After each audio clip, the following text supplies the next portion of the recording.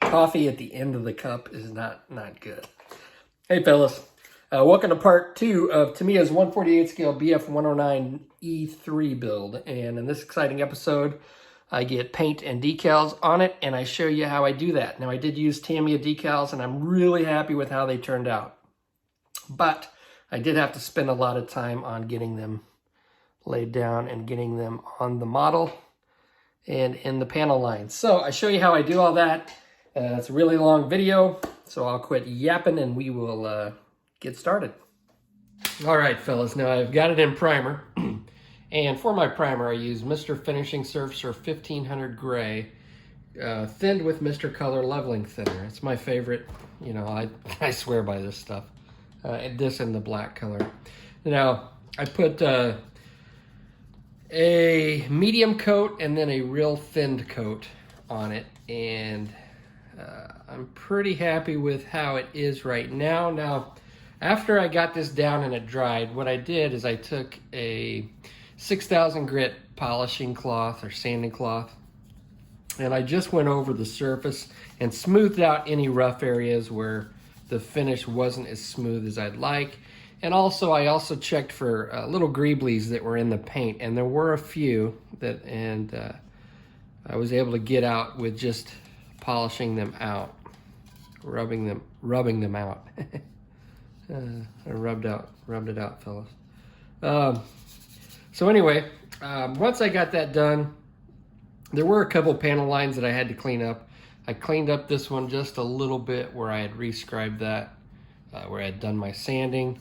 And then I also cleaned up right along the edge of the canopy. Just straighten that up a little bit. It's still not perfect, but it's better than it was. And then I noticed that up here, I've got a little bit of ghost seaming.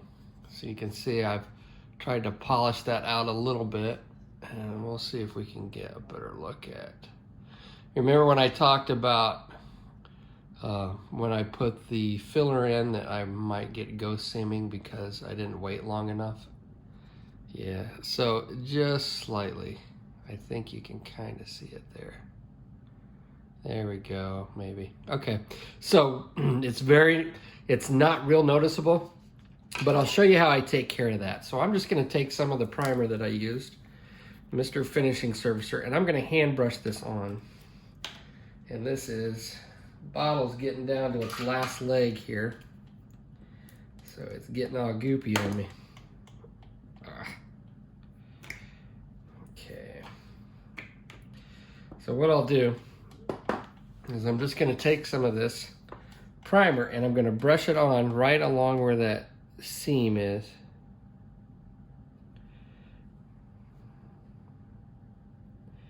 And this should be enough to take care of that. And then what we'll do, once this dries really well, you want to let it dry really well, it gets nice and hard. And come back with some sandpaper and wet sand that flat, and it'll get rid of that ghost seam. Yeah, and I could probably get away with not messing with this. And you probably wouldn't notice once I get my other layers of paint on, but we'll go ahead and take care of it now that we see it. And no harm, no foul. So we'll let this dry, and then it'll probably be a few hours, but to be a few seconds for you. Okay, so I've let this dry for about 4 hours. It should be nice and set up. And I've got some water over here, and I'm just going to dip some 600 grit sandpaper into my water, and I'm just going to slowly, very little pressure, just start sanding and flattening out that Mr. Surfacer. Okay, now I am going to come back over this and spray it again with the airbrush with some more Mr. Surfacer. I'm just using this 600 grit sandpaper just to knock this down just a bit. And I'm applying very little pressure, because it doesn't take much to slowly sand away this softer primer.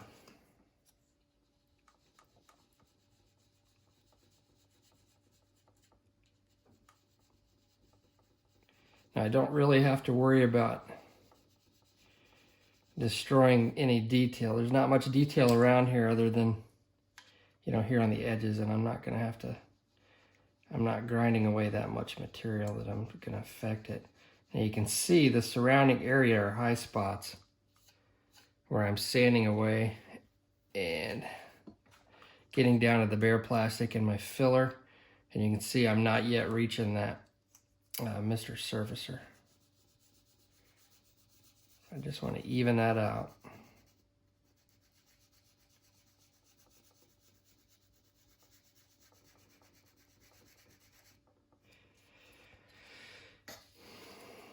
It just takes a little bit of patience. It shouldn't take too long though.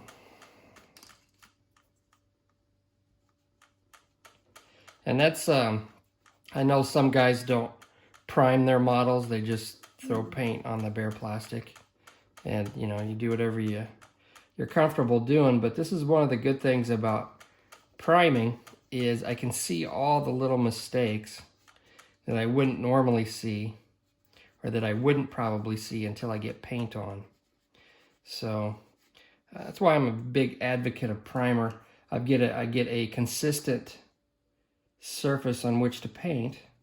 The paint's gonna stick better, at least Tamiya paints. Some other paints might do just as fine without primer, but the Tamiya paints are a little bit fragile, and they do stick a lot better to this primer much better than if I sprayed it on bare plastic. And the primer lets me see any defects that I've got during my build process, and seams and all the things that I've had to repair during the build process. The primer will show me any mistakes that I've made or areas that need to be touched up. Okay. Now what I'll do is I'll take some 1000 grit paper, and I'm just gonna use this 1000 grit to just kind of, maybe not polish it, but just smooth it out a little bit more. And then I will throw another coat, just a spot primer with an airbrush over this area, and make sure that I got it. If I still see some inconsistencies, then I'll just repeat this process, or I'll spray some more heavier coats of the primer on here and then sand it. But I think this should be good. All right.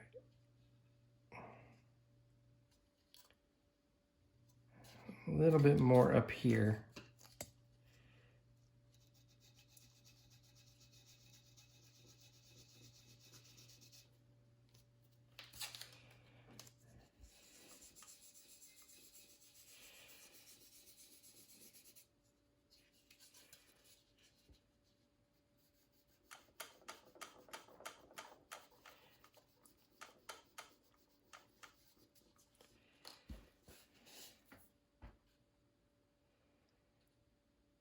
Okay, I think that will be good. So I'm gonna go ahead and spray this, and then we should be ready to paint. Okay, fellas, it's the next morning, and I'm drinking some coffee. Oh, you guys can witness my last sip. Good stuff. It's me and the family in Washington, D.C. That was a long time ago. Anyway, that's the Capitol. We weren't there for the Capitol riots, we promise, FBI. Oh, freaking morons. All right, so I got this done. The seam line is taken care of. You can see there. After we had sanded it, I sprayed it with a light coat of Mr. Surfacer, and it looks pretty good. Now, here is the scheme that I'm gonna paint. This one right here, it's the same one that's on the box top. And they call out the colors. Now, I use Tamiya paints, so they've got the color call outs for Tamiya paints, which is good because that's what I use. And they show the directions on how to create these RLM colors, 71, 02, and 65. So I went ahead and done that off camera. I've got these colors mixed up. Now, I I get a lot of people get really worked up over colors and trying to get the exact color and trying to match the color. And I'm of the opinion that's like really not, I don't think you can really do that. You can't exactly match a color of an object unless you're holding the paint up next to that object in real life. So pictures, I think sometimes probably tend to alter the color, and based on, I mean, there are all kinds of factors. So I don't get worked up over paint colors. I try to get close, and that's good enough for me. As long as I think it looks right, then I'm happy with it. So that's my opinion, my 2 cents. Okay, so I'm gonna go ahead and I'm gonna spray down my RLM 65, which is the light blue color, over the whole thing. And then I'll come back and I'll lighten it up and I'll do some post shading with it. And then we'll mask off and do my other color for the camouflage. Now before I do that, I went ahead and I painted the inside of the wheelbase. Now I typically like to paint these after I put down everything. I'll just mask off the wheelbase. Typically that's easiest. But because this has a rounded, odd shape, what I went ahead and did is I sprayed my color on the inside, and it was like a khaki drab. I think it's probably a little darker than what the normal, the actual color should be, but that's okay. I like the color. So anyway, I sprayed down my khaki drab on the inside, and now what I'm doing is I'm masking it off. Now, some people would use poster putty. Now, I quit using this poster putty, like blue tack, I think it's called, because with my lacquer paints, this turns into goo if lacquer paints get on it. I mean, it like melts it and just gets nasty all over my model. So I quit using that for masking, and I rarely use any type of putty to mask anyway. But in this instance, it's a very good opportunity to use this. This is laser putty. I got this at like a bookstore for my kids a long time ago, but I found out it's really useful for masking stuff like this. And it's, let's see, what is it? Thinking putty, if you've ever heard of that thinking putty. And I know that there's a product out there called Panzer putty, which is like a black type of stuff, which I assume is probably the same stuff, same type of material, but it's for modeling. But anyway, I'd gotten this, so I threw this in my box, and I use this occasionally for this type of work. But it's really moldable. It doesn't stick. I mean, it won't like stick to my model, and it resists being altered by my paints. The only issue with it is something like this. Once I put it in, I need to spray. I can't like let this sit overnight because it will level out. It moves and it doesn't stop moving. I mean, what happens is if I were to leave it like this overnight, then all my putty would have dripped out. It continually like moves. Now I could leave it upside down like this and it would be fine. It would level out, and it would actually probably be better because it would level out in my wheel well there. But yeah, so I mean, this laser putty, there's all kinds of stuff. I think there's what was it, Mr. Arthur's thinking putty or something like that. So I mean, I'm not trying to sell this product. I don't even know if they still make it. I mean, I bought that years ago for my kids. So, but there are other types of putties and stuff out there like this. It's not really like silly putty. Silly putty is a little bit stiffer, and this stuff is not stiff. It's very malleable. I mean, you can look at that and see how it like levels out and conforms to everything. But yeah, it's kind of neat. But that's what it is. But it's really good for stuff like this. So before this moves around on me, and now that I've got this in there nice and neat, I'm going to go ahead and spray my blue down, and then we'll be back to do the post shading. All right, fellas, so I've got the base color down, and I've taken the original color and I've mixed a little bit of white in there. And let me thin this down. When you do this, put a little bit more white in there. I'm gonna lighten it up a little bit more. Bump up that contrast. Okay. So now I'm going to thin this down, because you do not want to spray this on very thick. You want to slowly build up the that post shading. Okay, so I'm just using some Mr. Color Leveling Thinner. And let's go ahead and mix this up, just so it's a little bit lighter than the base color. You know what? I think I'm gonna lighten this even more. I'm gonna really bump up this contrast. And you can adjust.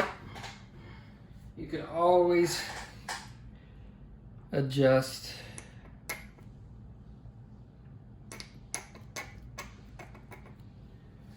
If I mix this really thin, I could probably just spray straight white and slowly build it up that way.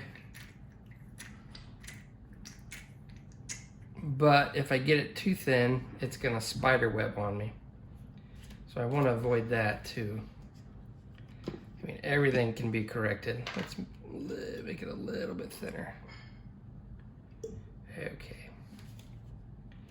This should work, hopefully. All right.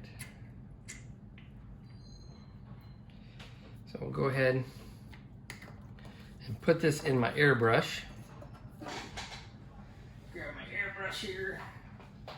And I'm gonna bring my lid with me, because I will, I'm sure, spill this trying to film it, okay?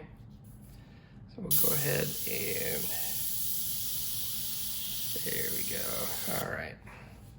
So now what I'm gonna do is I'm just gonna do some, oh my gosh. You know what, mixing this stuff right next to my model, I got a splat on there. Oh well, we'll touch it up. All right, so what I'm gonna do is just go inside, take it panel by panel. And I don't know if the video will pick this up.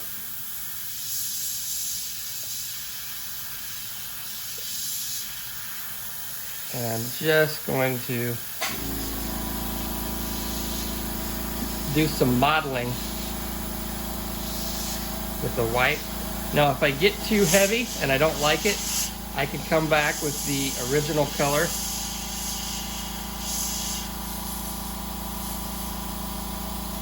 And I can spray over it.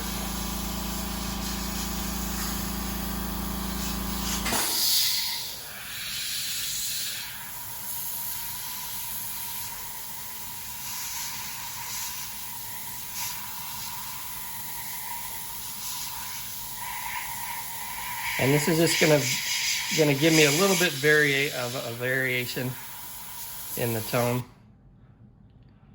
See that? Okay.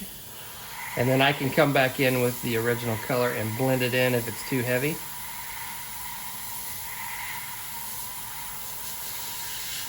But I'm just gonna do this over the entire model. And this will give me a good base for the rest of my weathering that I'm gonna come back and probably do with oil paint.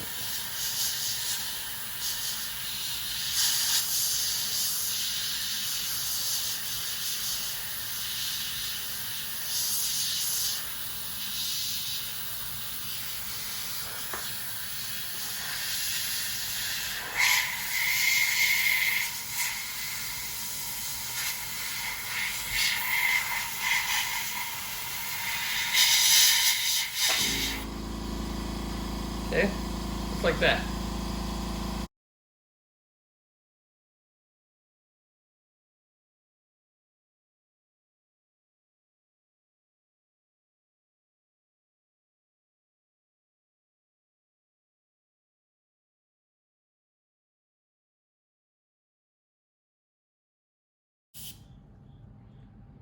Okay, so There we go, fellas. I think that looks pretty decent. Other than that little splatter mark down there, which I think we'll be fine with. We'll just we'll hide that with some weathering. Otherwise, I can just come in here with some of the original color and touch it up. But I think it'll be okay. We'll just lighten that area up a little bit. There we go. We just hit it. We hit it with some lighter color. I don't know. All right. So I'm going to spray the rest of the blue parts, and then we'll come back and we'll do some masking and paint the upper camouflage. And we'll basically do the upper camouflage the same way. Okay, fellas, so after I got to looking at it, it was a little stark.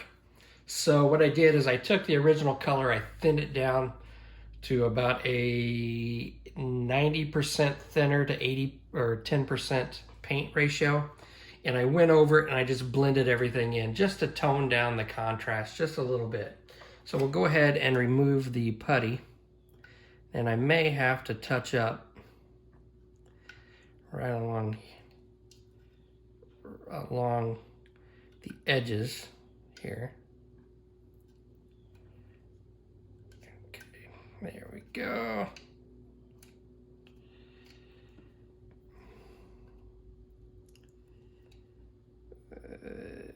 Creep down in there. It's not really sticking inside there.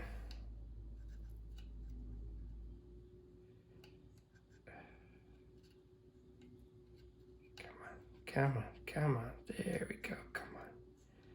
Now, if I had done this with the blue tack, this would have been a bitch to get out of here.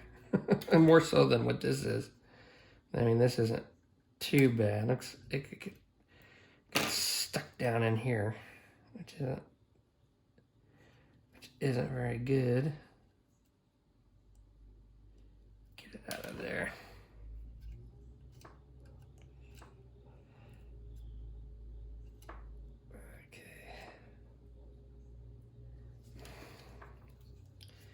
No, it looks like it masked off pretty well.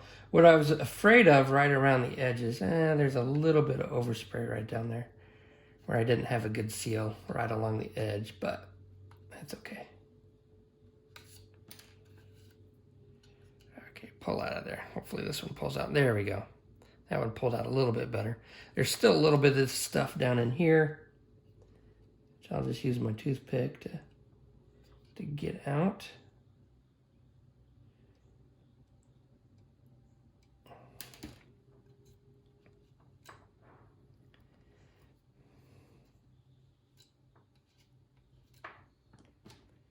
A little bit more in there.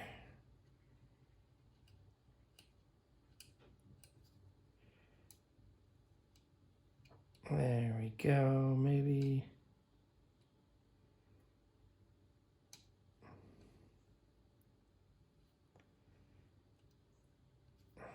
Come on.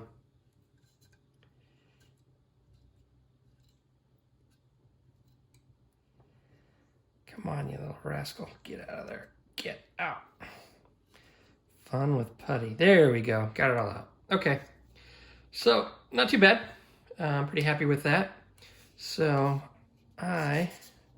it's fairly smooth. I could probably run over this with a real fine sandpaper just to make it really smooth. But I think we'll be okay. Okay, so there we go, fellas. All right, let's get to masking. All right, fellas, so I've got my masking down where my camouflage is gonna go, and using the sheet that they gave me, what I'm doing now is I'm spraying down the RLM02, which is kind of like a greenish tan color. And so I went ahead and I've sprayed that down, and I lightened it just like I did with the blue, only instead of using white to lighten it, I used Deck Tan. And I'm coming along and I thinned it down just like I did with the light blue color. And now I'm going to come in and I'm just going to do some post shading with this light blue color. And I'm gonna stick in, try to stay in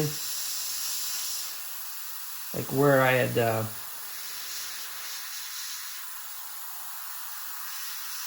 created that rivet detail to make little panels. So I'm just coming in here and just adding a little bit of a color variation. And then I'll come in and I'll mask off these green, or this tan area, and then I'll spray down that green color. What is that? RLM 71.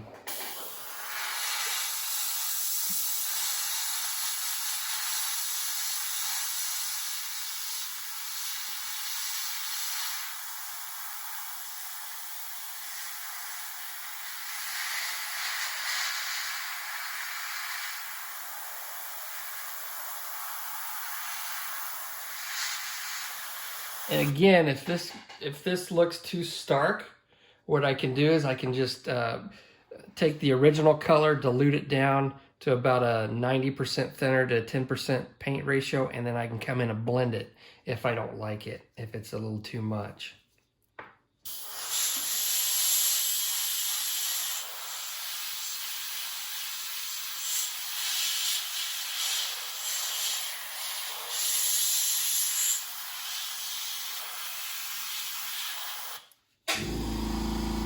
Okay, so I'm going to continue with this, then I'm going to mask off these areas.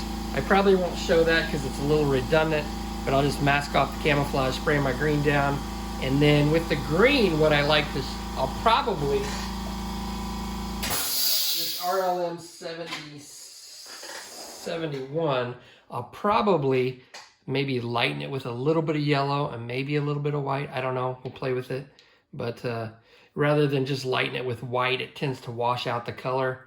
And with the yellow, it makes it a little bit more vibrant. You just don't want to use a whole lot of yellow. You don't want it like too yellow. But yellow will lighten green a lot better than white. Make it less washed out. So, see you in a bit. Alrighty, fellas, now I've got the base colors down. And I think it turned out okay, not too bad. I went ahead and did some hand brushing. I hand brushed some black inside of this little intake. And then dry brushed the light blue color over top of that. Looks not too bad. I did take some brown and some black, and I painted the exhaust stacks. Now that's just a base, because I am going to probably airbrush those at some point when I reach the point in the weathering. Some airbrush maybe and some oil work. So I think we'll probably be good with that being the way it is. It's not perfect, but we'll get it there. Now what I'm going to do, the next step is decals. So what I'm going to do is, I'm the guy that puts a gloss coat before decals. I just like doing it that way. I think, in my opinion, the decals stick better to a gloss surface than they do the Tamiya flat. And I did take a real light, let's see, what was it? I took a 1200 grit sanding cloth and just went over it just to knock down what little roughness that I had in there. So I've got a nice smooth surface. I could probably lay decals down on this, but like I said, I like the way decals stick to the gloss surface. So what I'm doing is I'm getting some Mr. Color Leveling Thinner, and I'm going to use Tamiya X22 Clear. Now, I really like this this gloss coat better than, say, obviously Future, which is the budget gloss coat, or Aqua Gloss. I just like this better. Now, I'm going to mix this really thin. If you put this stuff on too thick, it just takes forever to dry. So, since it's really not that necessary, I just like the way they stick. Decals adhere to the model. I'm just putting on a really thin coat. So you can see I didn't mix much in there at all. It is really thin. Okay. So we're wanting a really thin coat. Let me grab my airbrush.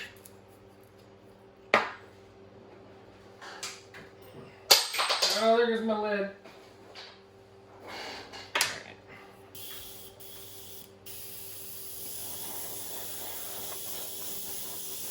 probably not a good idea to blow this off over top of my mixture of paint here, because any particles that I've got on my model might go in my paint. But that's okay. I'm never too particular. Well, that's, I don't know. All right, so I've got this mixed up really thin. I would say this is about an 80 to 20% ratio. And I'm just gonna spray it on. I'm gonna try to get it kind of wet.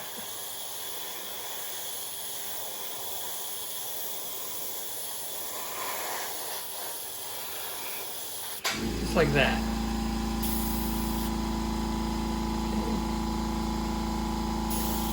And when I spray right along the wing root, I'm spraying at an angle here, so my paint has somewhere to go. I picked this up from Will Pattison, so that way I don't get a grainy texture right along that wing root there.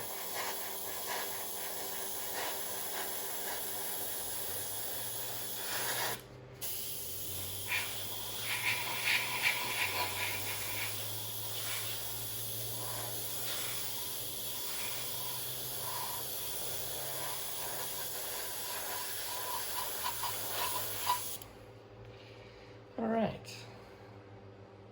Now that is like really glossy right now because it's wet, but once that dries, it won't be quite as, won't have quite that sheen because it's not, you know, like a polished surface. But it will be really good for decals. And especially having to fight these darn Tamiya decals, I need all the help I can get.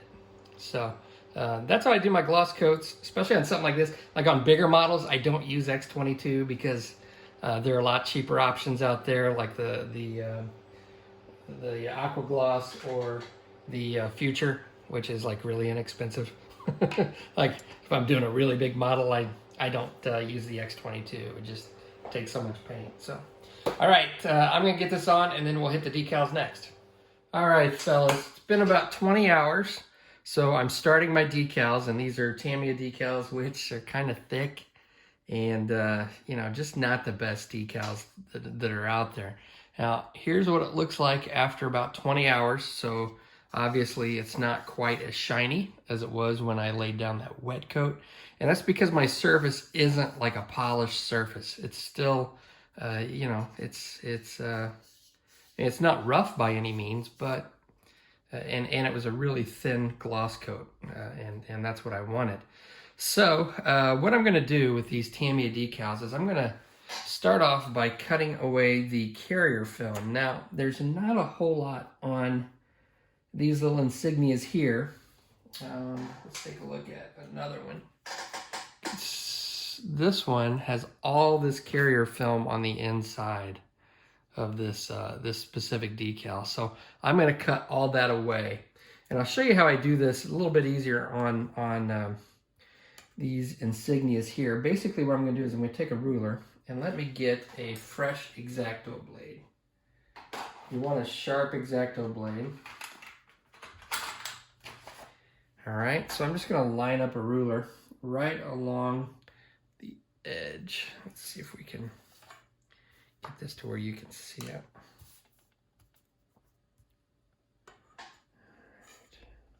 Let's see. Well, I'm putting it right along the edge here of the actual printed decal. So there's just a little bitty sliver of carrier film that I'm going to cut away. All right. Now with this, I don't have to cut all the way through the paper. I just need to score it. So I'm just lightly scoring it. And that's going to cut through the decal. Right there. So I didn't cut all the way through the paper. It's not necessary. So I'm going to do this on all four sides.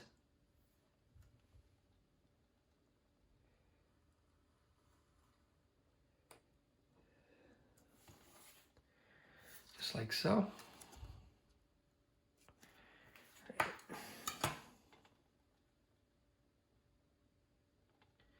this is the most, one of the, it does add a lot of time to decaling. But if you can cut away the carrier film, it really does pay off, because then it really cuts down on silvering, because you know, obviously the carrier film's not on there to be silvered. So you don't have to mess with that. Now, some decals, it's going to be hard to do this. I'll have to do it by hand and cut away as much as possible on, say, let me grab this one here. Like this decal here, it's going to be a lot harder to do that. I'll do the best I can to cut around the decal by hand, but you know, it is what it is. That one would be a difficult one to do this with.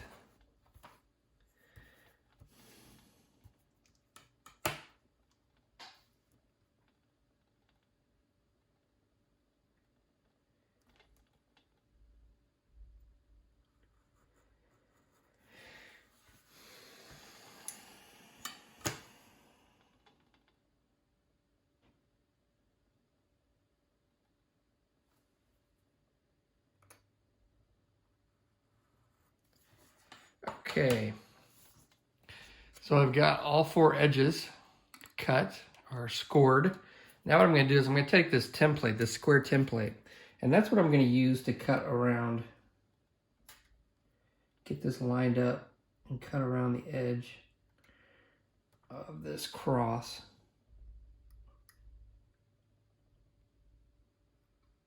Just like so.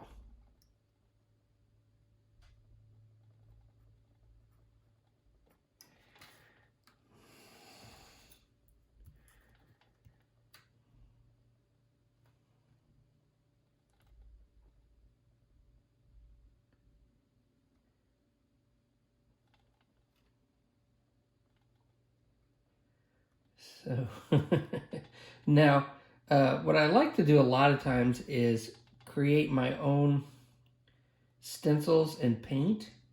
And I do that with my Cricut, which is a vinyl cutter. Every time I mention Cricut, I always get asked, what's a Cricut? It's a C-R-I-C-U-T, Cricut. Cricut. But it has its limitations, and you know, in 1/32 scale, it's not that bad.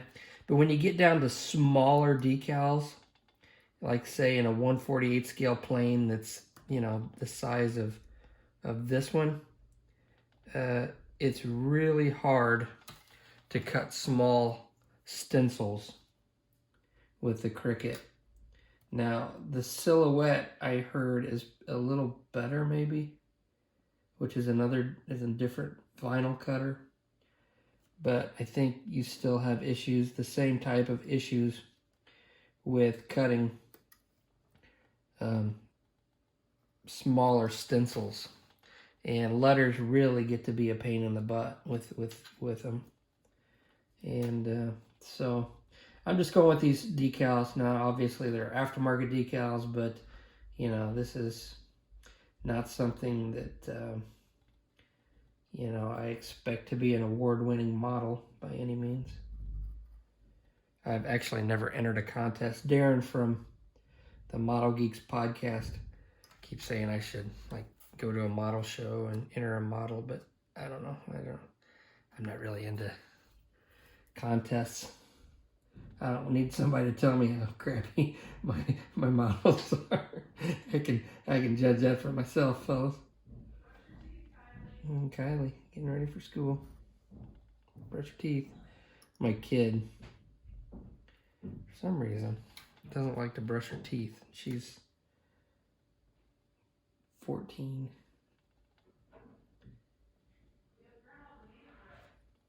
Soon to be 14. No, I will. I'm just making a video. I'm making a video. Sorry. Jesus. slave driver.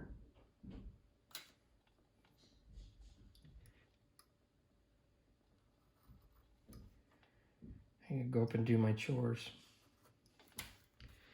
Oh man. It's about as boring as it gets, huh, fellas? Sitting here cutting stuff. You're like, Jesus, get on with it. Speed this crap up. All right.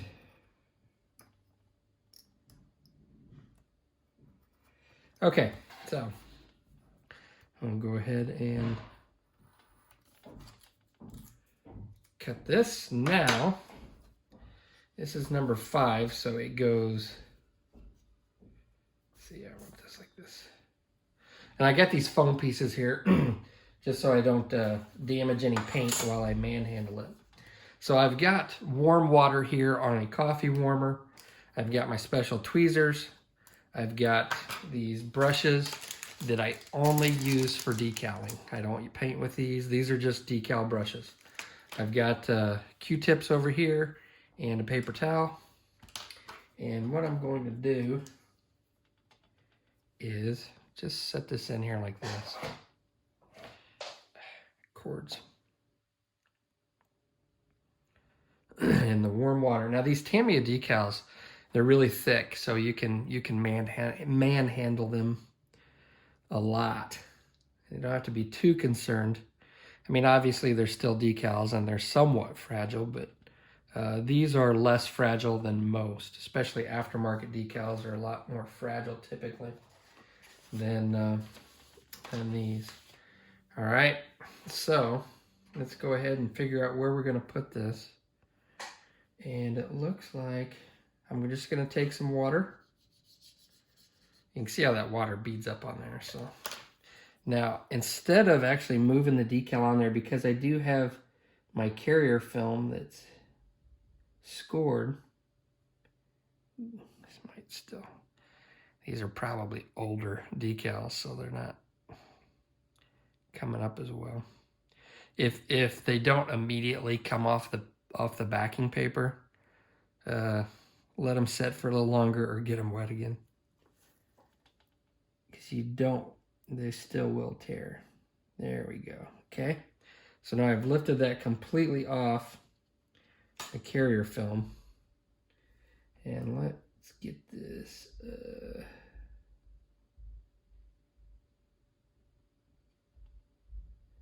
All right, that looks good, I think.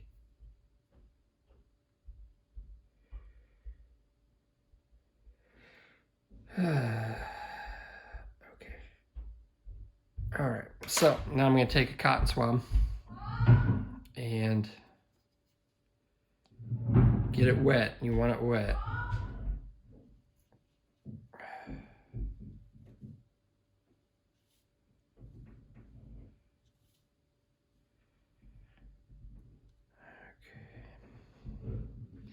And I'm just going to roll it. Do a roly-poly. And just start rolling it. Now, if I do have any of the carrier film that I had cut and it's still dangling or anything, I can go ahead and make sure this is down really well. And then I can try to take my tweezers here and like pull it out like that. Got a little piece of that carrier film. Kylie, you're on video, sweetie. Say hi. Nope, she don't want to say hi. Okay. All right. I'll make sure I don't ruin the ones that I put down here. All right, now I'm going to take some microsol.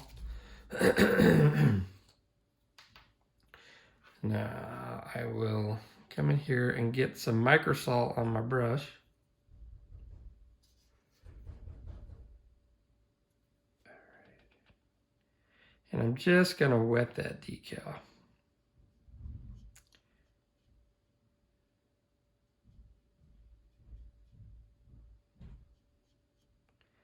All right. And then I will let this set.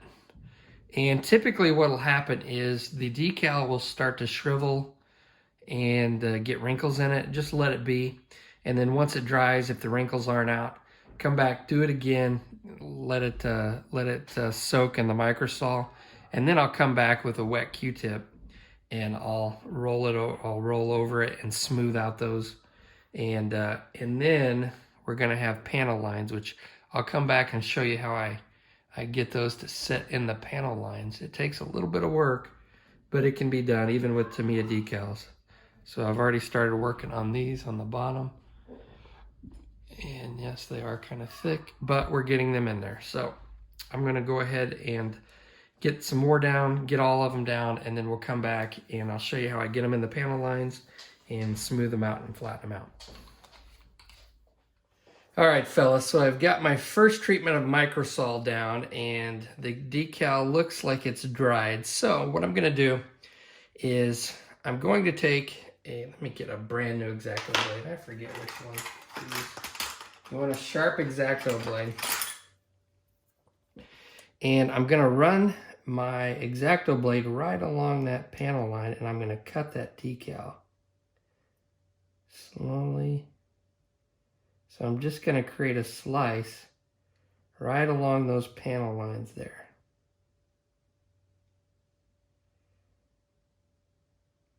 Okay. And I will do the same thing on this side.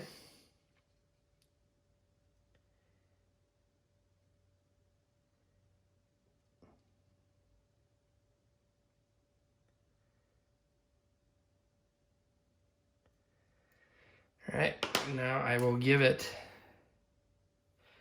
another treatment of microsol.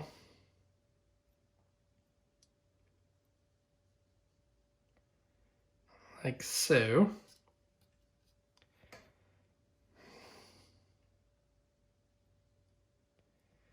Now, some of the carrier film, I think I might have forgot to cut away some of the carrier film on this one. So that kind of sucks. Too late now.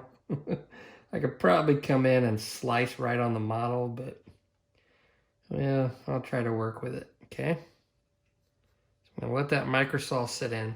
Now, I have already done that treatment to the ones on the bottom, and you can see that it's not quite in the panel line yet, but I've already sliced it. So what I'm gonna do is I'm gonna take my, my little dental pick here, and I'm gonna run this,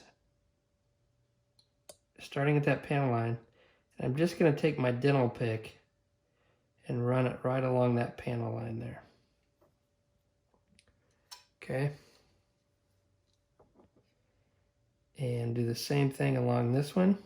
So basically what I'm doing is I'm smushing that decal into that panel line. Let's use the one that's a little thinner.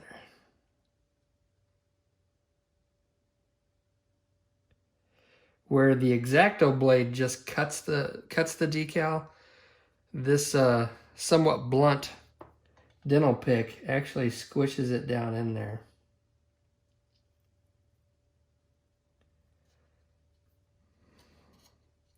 Make sure that I don't touch the wet decal on the upper part of the wing, or we're going to have problems. Okay, now right along here, there's like a little circle, so I'm just going to lightly try not to tear the decal. Little circle detail right there.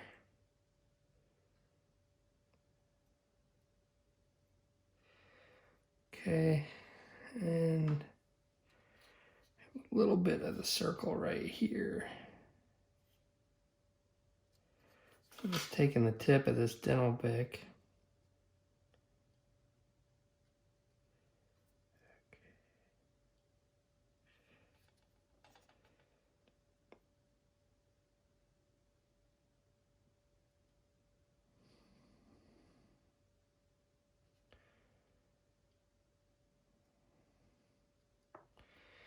All right, now what I can do is take some more microsol. I'm going to go over these areas,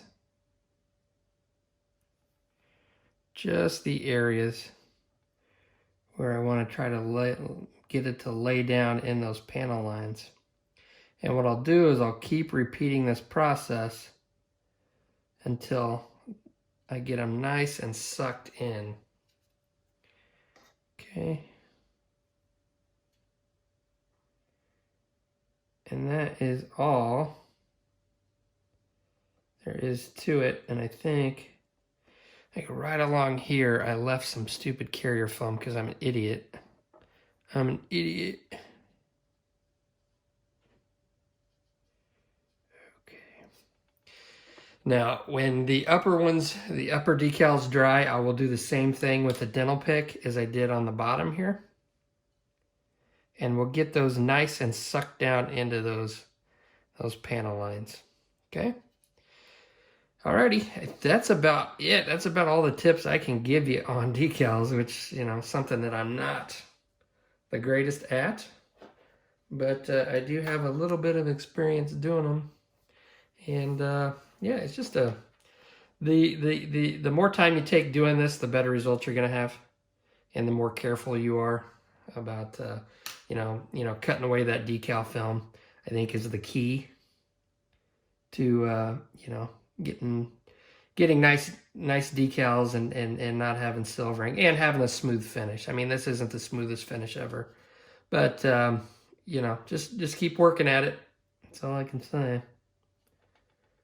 It looks like I've got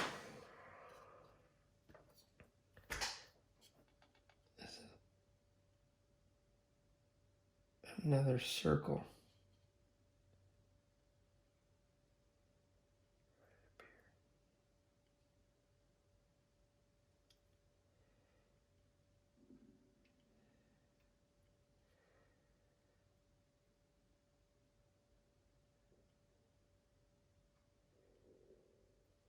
Belly's growling. Is there a... Oh, no. Is that a circle? Dang, I got another circle right here I need to deal with. Darn it. Probably not the best idea to do this while it's... while that microsol is working.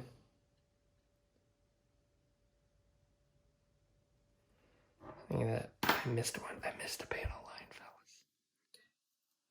Let's whisper. There we go. There we go. Oh, okay. Alrighty. So that's all there is to it, guys.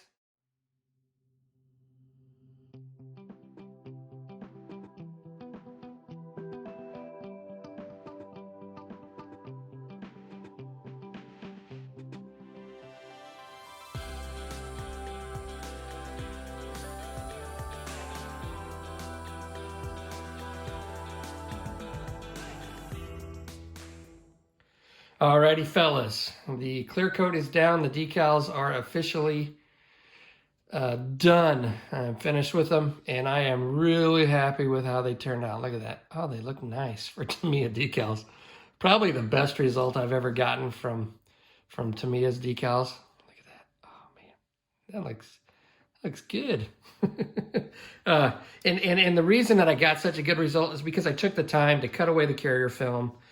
Slowly taking the time to get them sucked down into the panel lines. I didn't just do a one and done and then, you know, just be happy with the results. I actually worked at it. Now, after we last left off, I did repeat the process that I showed you a few more times, and then I had switched from microsol to Solvaset. Now, Solvaset is what I typically put down on the decals after they have dried, and I need to work with them a little bit more, and the Solvaset really hammered them down quite nicely. I did also have to touch up a few areas with some black Vallejo paint where the decal, the paint underneath was showing through, and you cannot tell where I had to do some minor touch-ups. But I am really, really happy with how they turned out. So I will probably put a flat coat on this, and then we're going to do some hopefully do some weathering on the next video, and then we should get it finished up. I appreciate you watching, and I will see you on the next episode.